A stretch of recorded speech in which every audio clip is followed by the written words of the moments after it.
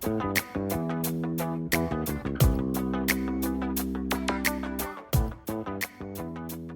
special thank you to the Archie Bray Foundation for sponsoring this episode of Tales of the Red Clay Rambler.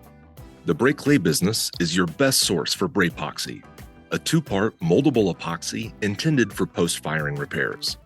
Working like clay, it's easy to shape, texture, fill gaps, and recreate missing parts. Braypoxy is sold in tan, white, and black base colors, and we also have a 9-color kit that will allow you to perfectly disguise your repair. To place your order, call us at 406-442-2521 or order online anytime at archiebrayclay.com.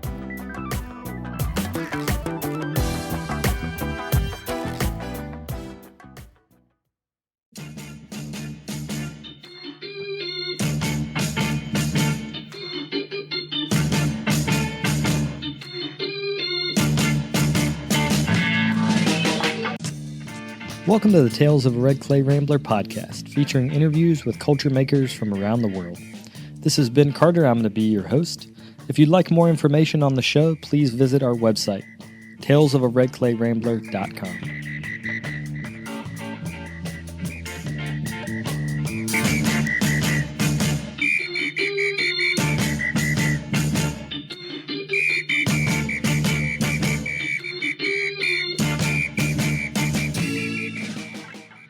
Welcome back to episode 505 of the podcast. Thank you all for tuning in. Thanks to everybody that came out to our NCECA live tapings. It was a great time. We had a beautiful theater this year, and the sound was perfect. So I appreciate NCECA letting us do that and helping to support podcasting in general in our community. Today on the show, I talk with sculptor Cammie Staros. From her studio in LA, she blends Hellenic aesthetics with modernism in her ceramic, neon, and stonework. Her series of black figure terracotta vessels were the thing that I saw first, and they got me from the get-go. They look like they're moving and bending, almost like a mirage, from ancient Athens that is somehow captured in the present moment. In our interview, we talk about the influence of semiotics, her love of precarity in design, and the practice of submerging vessels in water for museum display. To see examples of her work, you can visit CammieStaros.com. Without further ado, we'll get to the interview.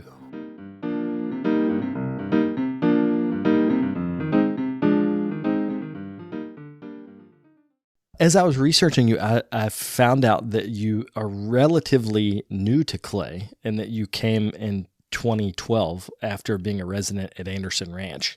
I think you had said that you had thrown before that, but that was when you really got into the studio and started making. Can you talk a little bit about what attracted you to clay and also just about being at the ranch? Yeah. The ranch was really where I started making the body of work that would be recognized as my work now. And it was after a period of wanting to get into clay, but I tend to work in an ideas first direction. And so while I was in grad school, I had a couple of ideas that I thought would be best executed in clay. And CalArts was going through some construction at the time, and they, I think, had a kiln somewhere and politely said no thanks when I asked if I could plug it in and use it. But my interest really solidified when I started looking at the classical antiquities and really wanting to use those as a jumping off point. And I actually did a couple of drawings from one of the traditional primers of Athenian Greek vases, a book that's been taught in art history classes for decades, undoubtedly, and has really terrible photography, which I thought was funny.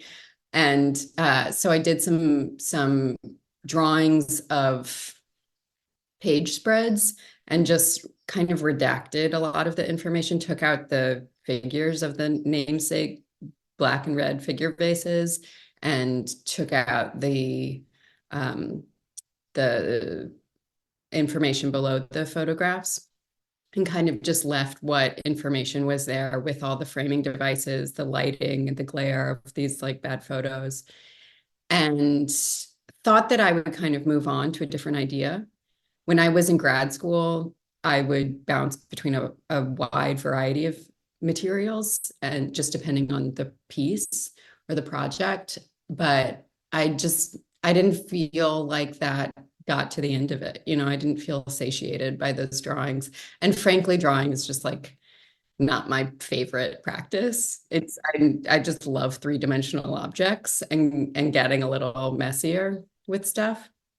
And so I just got to the point where I knew I had to address them in clay and knew that it would be a little bit of a process, but I didn't quite realize how much of a process it would be and how much investment clay requires of its users, and also like what a kind of open invitation it is. It's, at this point, I feel like I could walk away from it for 2 years and totally do something else, except I never want to not touch it for 2 years.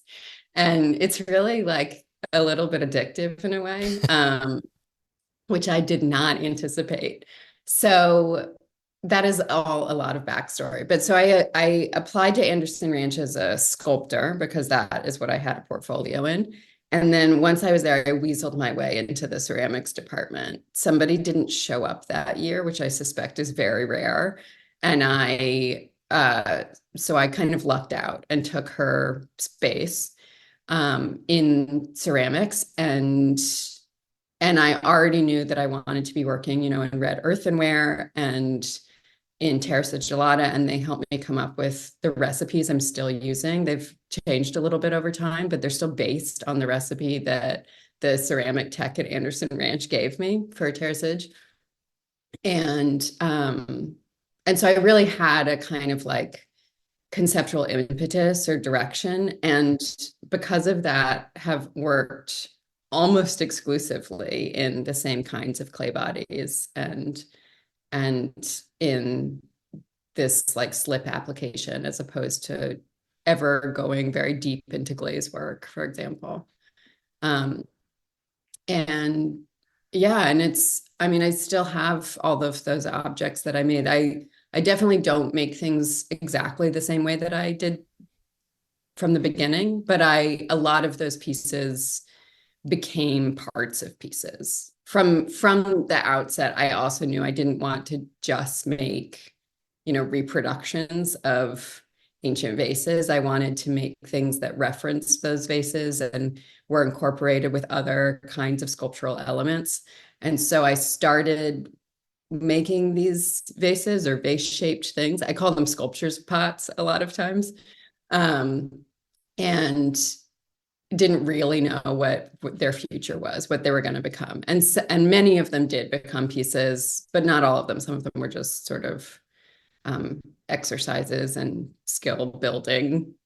And once I figured some things out, I made things more to, specific purpose. I almost never, just as an example, I almost never have solid feet in my work. There's almost always a hole. And that started as a little like wink to myself of making them totally non-functional, even when they look functional. But it quickly became a structural element as well, because a lot of them are on armatures of some kind. Like I realize that listeners might not have any image in mind, but I make, for example, these like 10, 11-foot stacks of amphora. And there's a rod in the middle of that. And and so they have to sort of string on like beads. But even if they don't, I still do it as, I don't know, it's almost like a signature at this point of making things upside down, hollow all the way through, things like that. You showed some of that early work. I watched the lecture you did at CU Boulder, maybe, I don't know, 2 or 3 years ago. And you showed some of that earlier work at Anderson Ranch. And what I was amazed by is you can see, even in this group of 6 pots that you've made, you're refining a very specific sense of form quickly. And that to me is so interesting, because as a lot of people that listen to this are potters that will have spent years and years and years trying to get the right belly on a form. And I'm seeing you pick up hand building, and on the 5th pot, I'm thinking of the one that has the really tight decoration that's on a diagonal. Uh-huh. That is an amazing pot. Like, the form is right, the decoration is right, and you just got to it quickly. So the question I have is about understanding the potential of material when you're totally new to it. Like, how did you get to where you felt like, I've got the skill, now let's tackle the big idea? Yeah, I mean, for one thing, I did already have an MFA in sculpture. I was like pretty well versed in materials in general. And so I was new to ceramic, but I wasn't coming from a place where I had never touched an art form of any kind. I trained as a painter before that, which comes in handy still too in my brushwork. And so there's definitely a temptation to sort of, I fell into clay and it all came so naturally, but we spend years training for things. And I think it all comes in handy. It's just that my training was different than a lot of people's training. And making 3-dimensional things, when I learned to carve stone, the person who was teaching me I can't even remember the word that he used for it, but he told me basically to look at it from a lot of angles and look at the lines. And to me, I was like, yeah, duh, what else would you do? It's a 3-dimensional object. And, he had this it's a method for carving stone. And to me, it was just like, yeah, but I've been making objects for whatever, 10, 15 years at that point. Of course, I'm going to look at it from different angles. And so ceramic is similar. And I also am blessed or cursed with a very slow, methodical nature and a lot of patience, which means I think that I make things a lot slower than the rest of the world, but that comes into handy with clay specifically, of course, as all your listeners who work in clay will know, that just like giving it the time and space to shore up, to dry up, to do what it does best is often like the hardest thing, is to combat your own like human impatience and work on playtime. And I feel like that comes fairly naturally to me. Those audiobooks probably help too, that we were talking about before we really started talking, just like having something sort of distracting you a little bit, so that like taking the edge off that impatience, I feel like.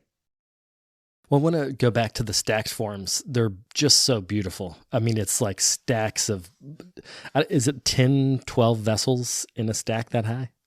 It depends. Yeah. I mean, some of them I've made for commissions. And so they'll have like very specific height measurements, which I always think is funny. And I'm like, I need a little bit of a range here. But yeah, a lot of them are around 10 or 12. Because you'd mentioned that you really like precarity. You like for the viewer to think like, is this going to fall over? Like what, like where is it? What is solid and what is not solid? So that's a good example of something that's so big that it has the feeling of a totem, like you're looking up at it. But then you also, one of the early pieces you showed was a wall piece that had a black vase form between 2 pieces of wood in the corner of the wall. I think it was the dark, I can't remember the name of that piece. The dark art, maybe? Yeah, the dark art. And it comes down to this beautifully small point. And it just makes I'm imagining that it makes the viewer feel slightly nervous, like you act different around an object you think you might break. So can you talk about precarity as a device? Like what's interesting about that to you? It's a dark sense of humor, maybe.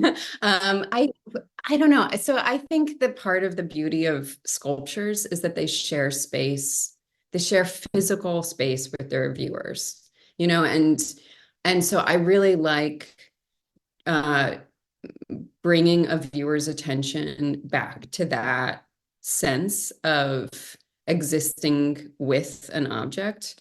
And I think that precarity is one of the main ways that I go about doing that, of making people sort of like aware of their stray elbows and children. And things are almost never as precarious as they look, but I like inducing just those awareness, that sense of, I think precarity also brings with it a sense of scale. Like you become really aware of how large you are in comparison with an object, or how small you are in comparison with an object. I mean, scale is also another like a way of accessing that. And I've done it in like lots of different ways. I did one show that was very theatrically lit. I made neon pieces and kind of grouped the pieces by color into rooms, so that there was kind of a blue-green room, and then you walk from that into a pink room. And that is like such a different kind of physiological awareness, but it messes with your eyes, like the pink is so pink when you walk from the green room, and then your eyes kind of adjust to it, and you turn around and the green is so green that like you had almost forgotten was green by the time you left that room, because your eyes adjust. And so yeah, I do it in different ways, but I think of all of those tactics as being sort of related. And precarity is probably the one I use. Precarity and scale are probably the ones that I use most, and have used earliest in my practice.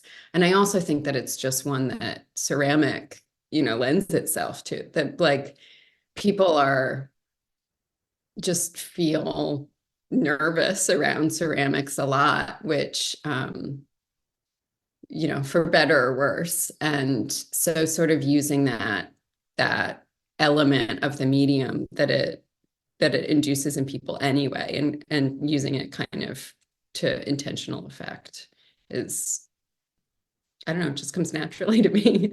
Again, maybe it's just my like dark, semi-cruel sense of humor to make you nervous around pieces. But Well, I think the works that are more directly about climate crisis, it's really powerful, because you start to think of yourself as, am I destroying the work? Like if I bump into this piece, I'm going to destroy it. And in the point of climate crisis, like, am I the person consuming the fossil fuels that's going to be the tipping point? So I think it sets an expectation. I know those are different shows, but within the bigger body of work, it's an interesting way to think, or to put the viewer on their heels in a way. yeah, it implicates viewers, I think, in both cases. And I don't mean to do it in a way that says like you were responsible at all. I don't think that's effective when it comes to climate crisis, for one thing, and or probably effective for anything else. Nobody likes having a finger pointed at them and being told that things are their fault.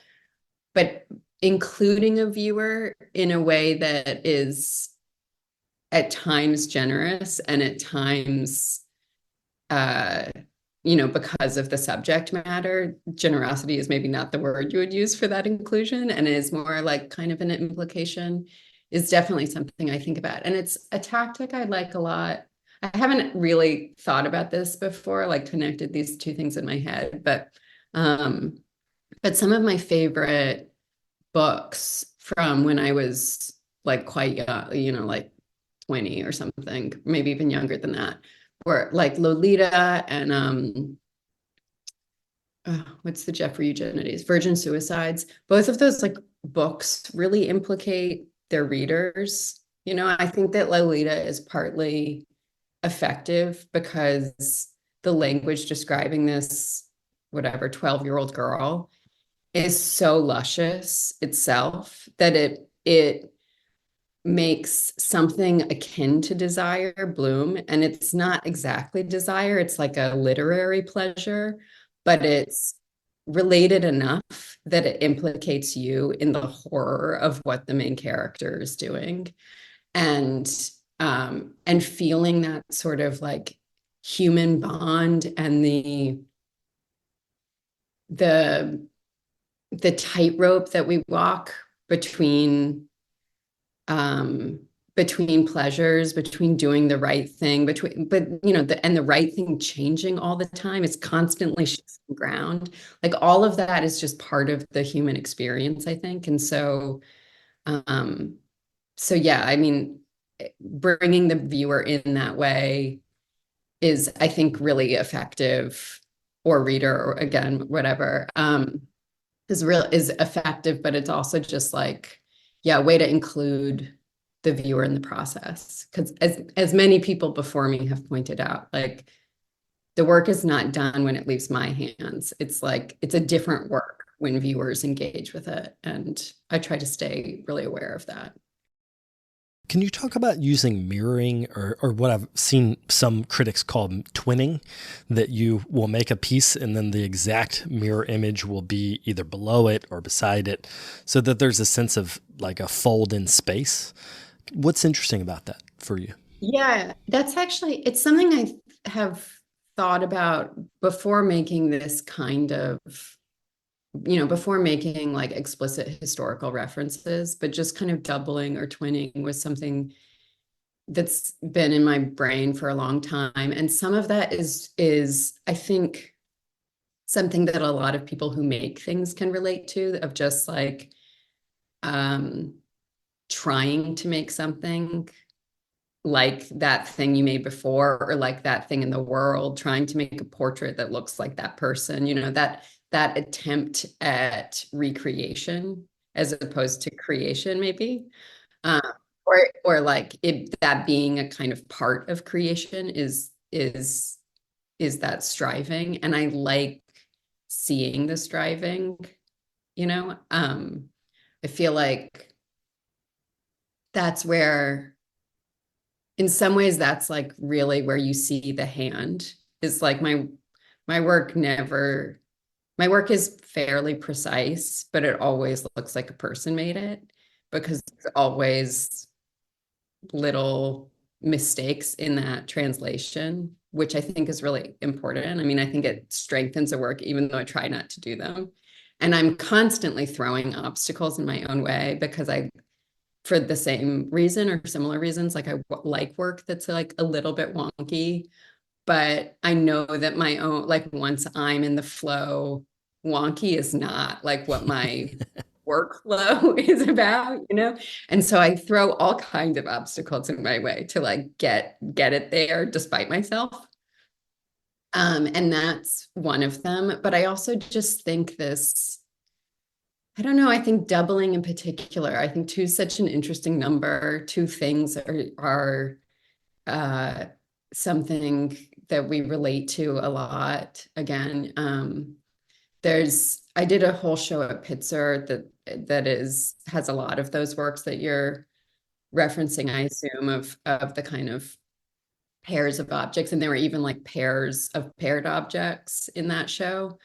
Um, and the titles, I had two pieces that were each like really large amphoras stacked on twins.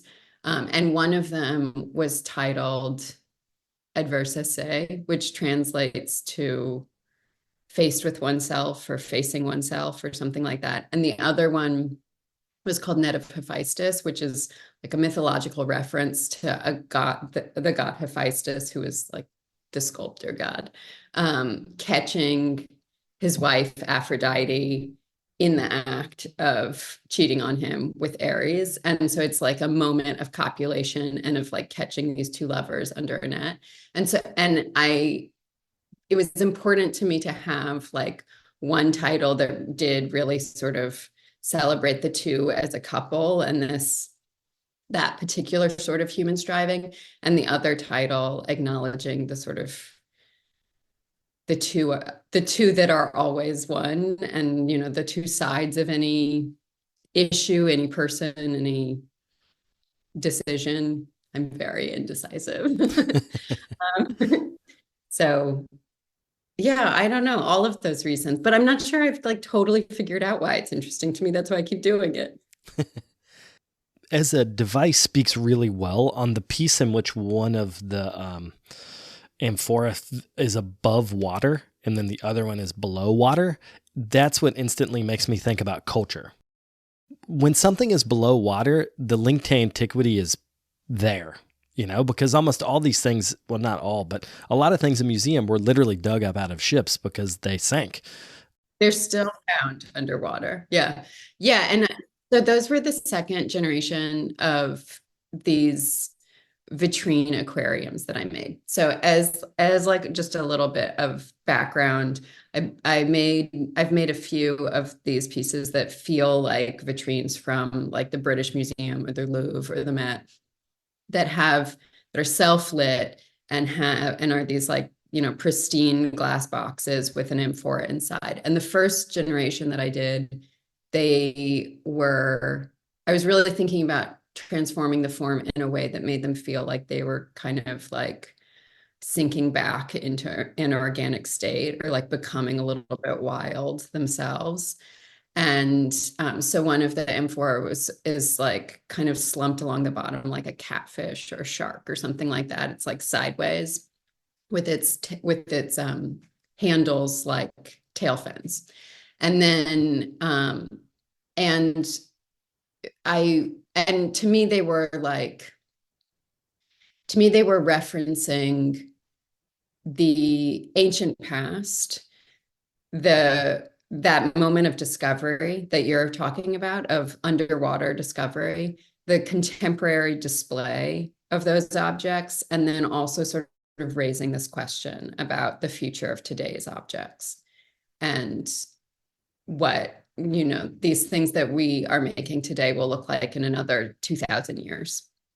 And but all of those ways that I was thinking about the vessels like being transformed by the water that is all around them, I thought was important to those pieces. And so for the second generation, I did really vertical tanks that were pairs, as you said, of amphora, where one of them is sort of a normal looking piece that sits right above the water line, and below it, inverted, is like a watery, rippled, glitched version of the same amphora, the same vase, so that it looks like a watery reflection of its righted twin. And that was like taking that idea of the distortion of an object being distorted by water to, in some ways, a very literal place, but also making a sculpture of this like optical illusion,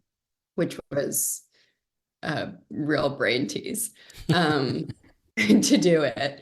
But yeah, I'm glad that that's effective, and that your brain is going to those places, to those underwater discoveries, and to what happens with culture. And yeah, and it's like, it's one of many, many examples of how working with ideas over time, like those ideas get sort of complicated and weirder and like just kind of go off the rails as you keep going, which I think is so interesting. And one of the real benefits of working serially, that when I was in grad school and making every piece out of a different material, I did not foresee, and didn't really realize that I didn't think I would work in a serial way, but I also didn't really take into account that like pleasure and those weird doors that open in your head. We'll be right back after a quick word from our sponsors. Today's episode is brought to you by the Rosenfield Collection of Functional Ceramic Art. The collection exists as an online resource for research and inspiration, featuring photos of over 4,000 objects, made by over 1,000 artists. The images are high quality and can be used with no permission required, making them a great resource for students and teachers. To find out more, visit rosenfieldcollection.com.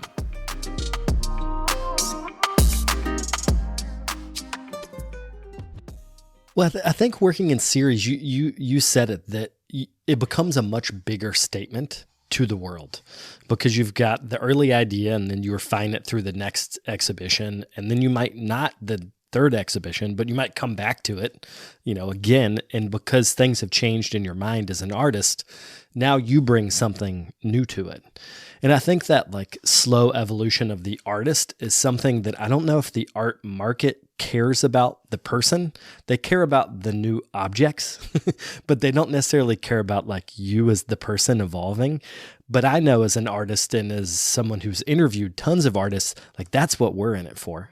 Like that little thrill of pulling off something that maybe you didn't think you could do, like building these massive aquariums and putting them in galleries. I mean, what made me smile about that also is I know how hard that must have been to figure all that out. Like a working aquarium, fish, the objects, the lights, like there's so much to make it work.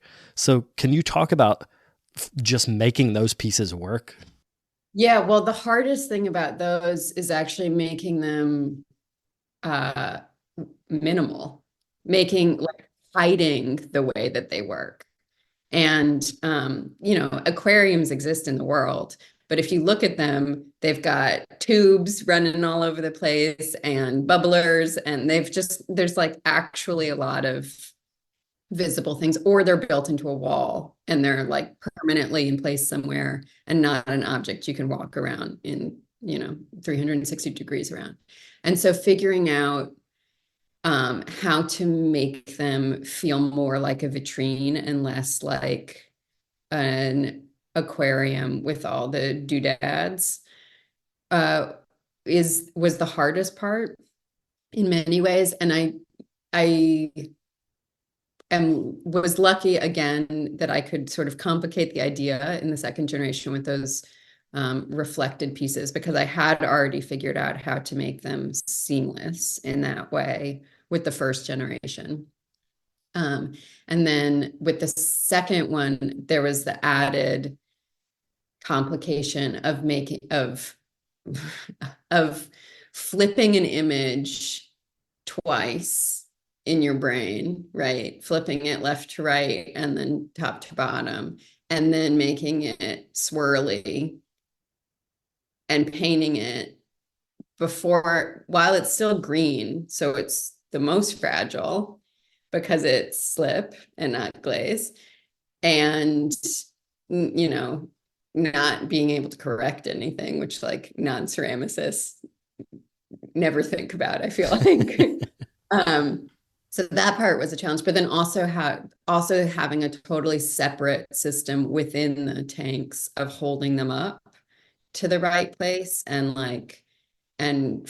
figuring out how to make that work was just like, yeah, an added complication. They're also super expensive to make. So there's also, I mean, that's the most complicated, right? It's like where the money is coming from. And I was very lucky in that I got a big grant, kind of from conception to realization was a few years for the first generation. And I got a Guggenheim that definitely helped me cross that finish line.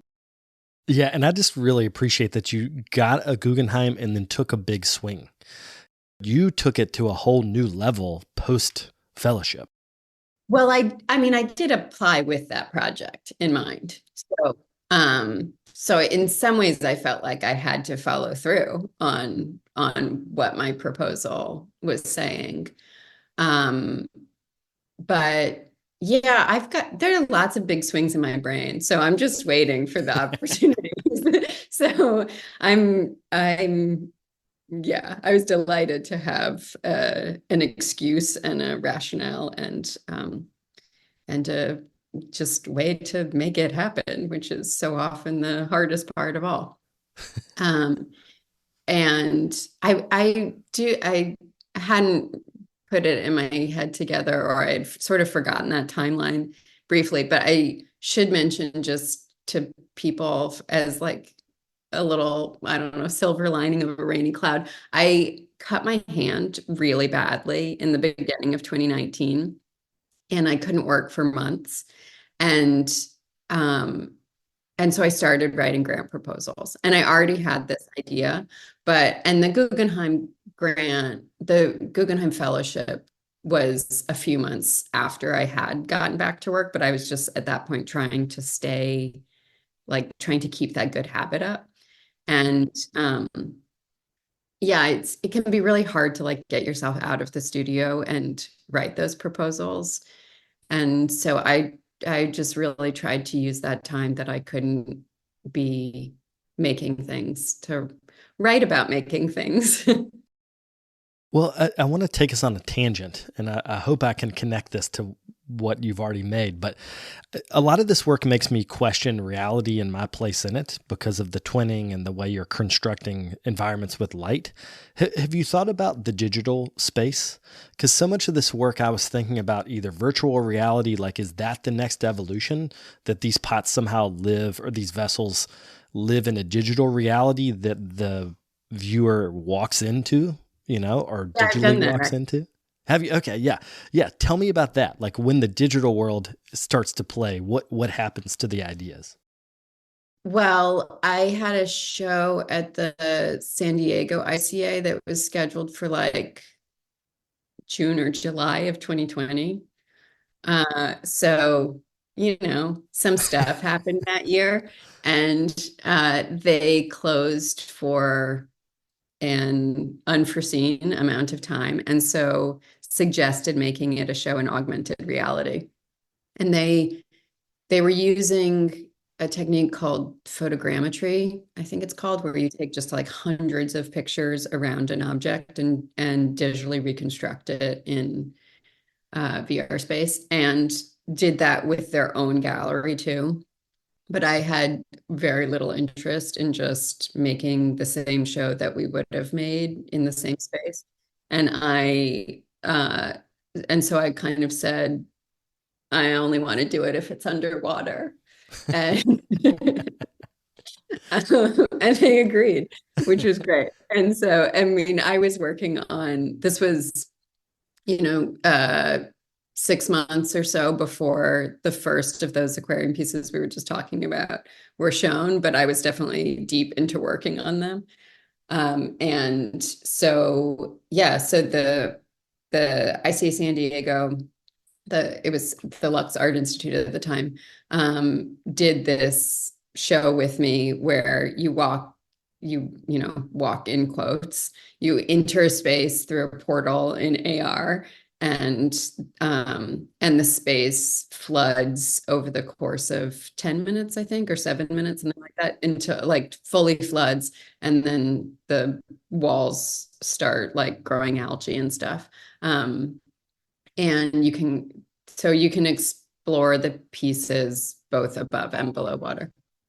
And yeah, so I have done a little bit of exploration in AR, VR space, but it will probably not surprise anyone who's seen anything I've ever made that I'm sort of a Luddite. I work in, arguably the oldest medium.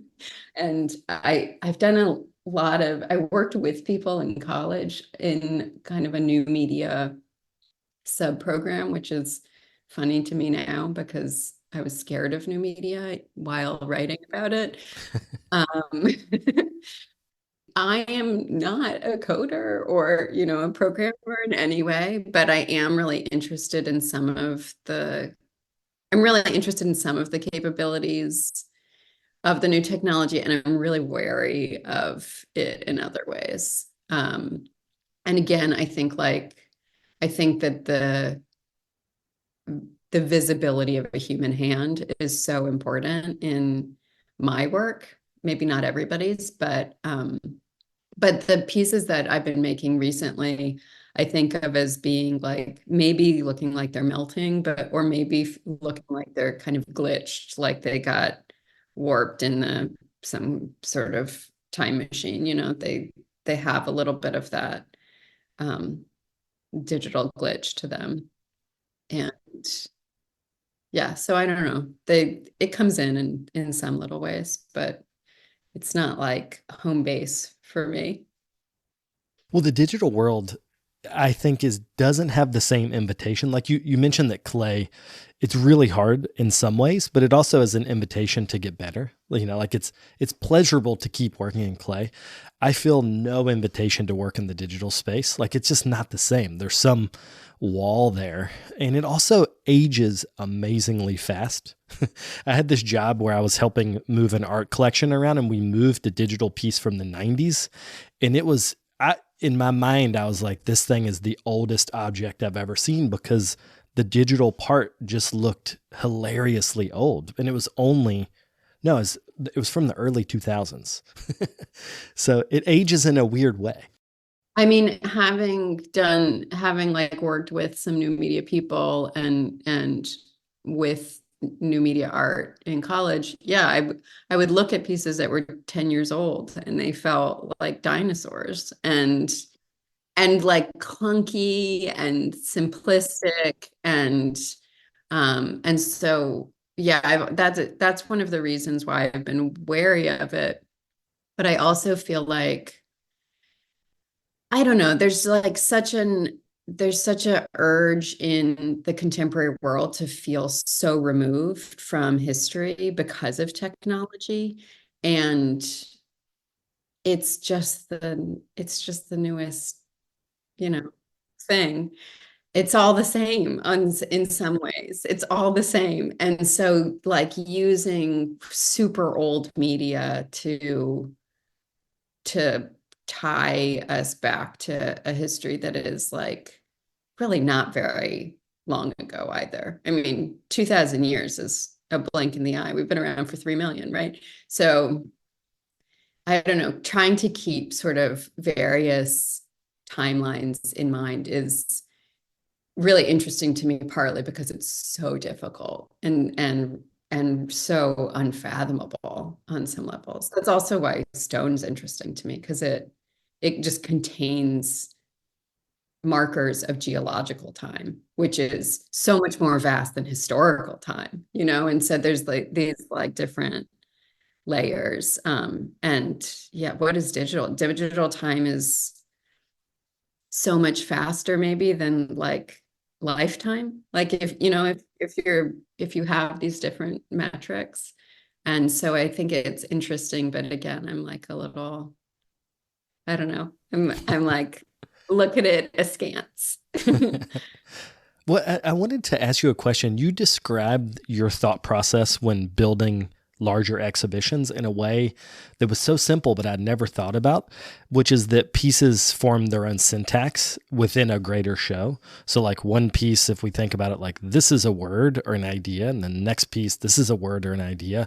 And the whole show is the biggest idea, which was people should listen to your lecture because it was just the simplest explanation about how to think about using different materials. Because what you were talking about is having pieces in clay, having pieces in stone, having pieces in neon, but have all those different materials be linked by a central idea in your own mind. So can you talk about when you're trying to make the bigger exhibition, how you think about physically arranging the space so that there is some bigger idea that the viewer gets? Yeah, I mean, in some ways it's just that's the way my brain works and, you know, comes naturally to me that I think there's part of me that thinks in big installations, in these like big gestures, that thinks architecturally, you know, all of that comes into play when thinking about the idea of a show. Um, but I really just love discrete objects. And so in general, almost everything at the end of the day is a sculpture unto itself. Occasionally there's things that are sort of installation elements that aren't really sculptures, but it's also just the way that I think, because I like having some parameters is the truth. And again, as I said at the very beginning of this conversation, like I tend to work idea first. And with clay, it gives so much back. I mean, with a lot of materials, with any really physical material, you like figure out what you're capable of, what the material is capable of in the process. And so there is a feedback loop, and a reverberation between artist and medium. So I don't mean to like, underplay that aspect of it, but the bigger sort of moves in my practice are I think conceptual ideas first. And so those ideas often happen in the big scale, in the like, I want to make work about this place. And which is, I think, an easier place in some ways to have the idea for the show. So I often have an idea for a show first, and then the works sort of resolve themselves in my brain as I go. And from my very first solo show with Francois Gabali, like that was a little bit less of a, I don't know, it was less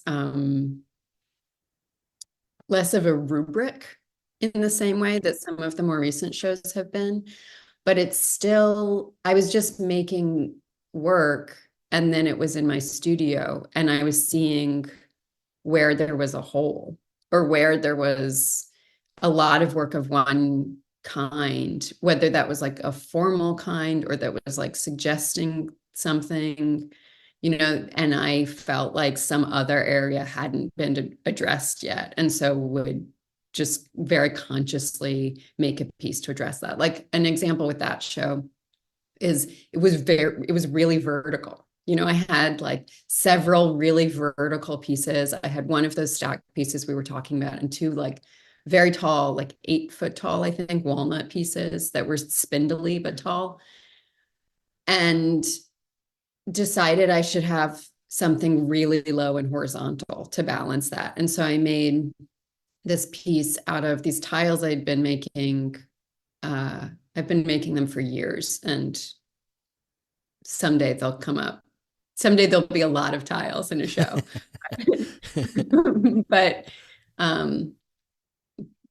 but they haven't appeared much in my like public facing practice. But I made from them a piece that kind of functioned as a shadow to one of the stacked pieces. It was like 16, 18 feet long or something. It was really long and on the floor and almost the same color as the floor. So it was very subtle in the space. And it was not directly at the foot of the stack piece, but it was close enough that your brain took it there. And so some of it is just like that, just like recognizing kind of what you want to do that you haven't done already, or like or where a show feels imbalanced, and like just making an intentional effort to balance it out. And some of it is a more, I hesitate to use the word theatrical, but in some ways I think that is accurate, but like a kind of there's an element of world building in some of them, of bringing those aspects that you were talking about together, and like I don't tend to have a super narrative structure, but there's still a like there's a context without there being a story in the context. And so there's still a place for different kinds of objects to like build out that context. I wanted to wrap up actually talking about that as a way of working. You said this is just the way you think, so that's just the way it is. But you put it into words when you said, like, I don't want my work to be didactic. Like, I'm not trying to teach you one thing. I'm trying to make an object that you can interpret this way, 3 or 4 different ways. And that's such an interesting way to work relative to, I think, your undergraduate study, your degrees in semiotics as well as art. Yeah. And I think those two seem linked in my head. Are they in yours? Yes, they're linked. They're definitely linked. It's also just my taste as a viewer and, again, reader, as a consumer of artwork of almost any medium. I just hate feeling like I'm being talked down to, or like, and I think it's really important to respect your viewer, to assume their intelligence. And generally, when I feel like a work is very didactic, it also makes me feel like the author is not assuming a whole lot of intelligence on the part of their viewer or reader or whatever. And maybe that's not fair. Like, we all know that people spend almost no time with object, the 7 seconds that people spend in front of an artwork or whatever it is on average. But I think I attempt to make work that invites contemplation and then rewards it. And so I think a lot about that, of like giving back to a viewer when they give their attention to an object. And I think giving a hard answer is less generous. It also, perhaps, as is clear at the end of this interview, where every answer I've given is winding and and multifaceted. It's just not the way that I answer questions. It's, I tend to have like 7 different reasons for my own decisions and 7 different answers for any question. And so in some ways, it also just feels more honest to like include all of those things instead of pretending like I have one super clear answer. And you should have it too. Can you plug your Instagram or website so people could see more of the work and see what shows you have coming up? Sure. My name is Cammie Staros, and so you can find me anywhere just by spelling it correctly, which is CammieStaros. So my website is just cammiestaros.com with no punctuation, and my Instagram is at Cammie Staros. Well, thanks so much. I really appreciate your time. Thank you. This was a great conversation.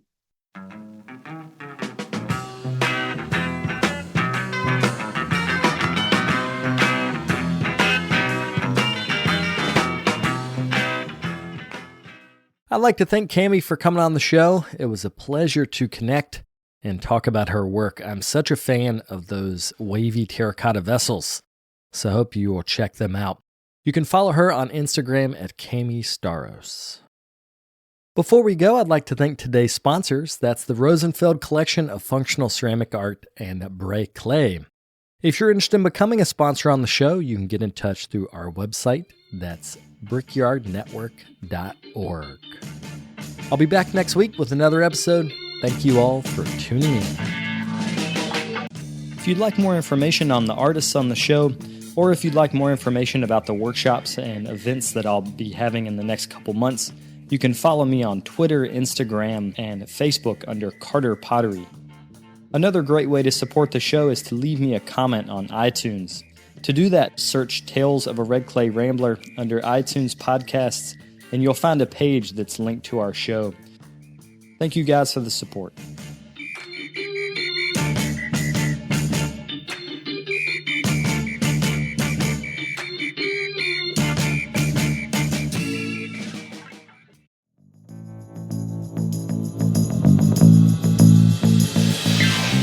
This podcast is a production of the Brickyard Network, an extension of the Archie Bray Foundation for the Ceramic Arts. To find out more about our lineup of ceramic podcasts, visit brickyardnetwork.org.